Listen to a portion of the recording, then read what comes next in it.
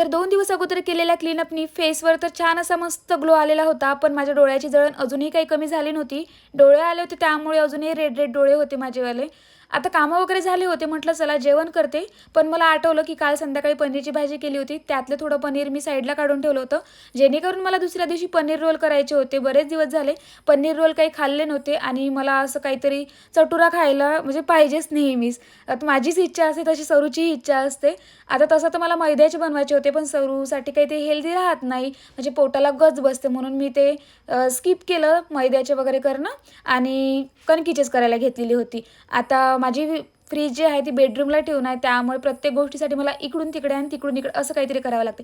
आता दुष्काळ पडला त्यामध्ये अजून काहीतरी माझी पिल्लू दुष्काळी टाकून राहिलेली होती. म्हणजे पनीर थोडं कमी होतं त्यामध्येही माझी पिल्लू पनीर थोडं थोडं घेऊन खाऊन राहिली होती. आता मम्मी एकटी काम करून राहिली म्हटल्याच्यानंतर सरूने थोडी हेल्प केली होती. म्हणजे हे कांदे मिरची तिनेच कापले होते.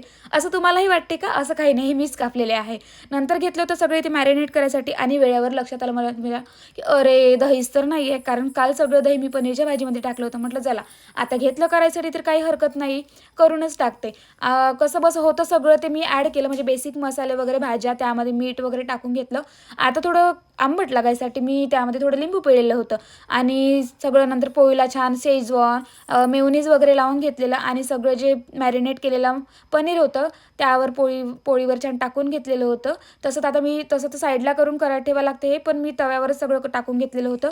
थोडंसं चीज पण होतं घरी. म्हटलं चला तेही वापरून घेते जेणेकरून चीजनं पण छान अजून टेस्ट येते.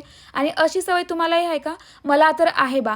म्हणजे ज्यावेळेस थोडंसं जर गॅसवर काही पडलं ना पटकन असं पुसून टाकायचं आणि छान क्लीन करायचं तेव्हा कुठे छान वाटते. चला मग भेटूया नेक्स्ट ब्लॉगमध्ये. बाय.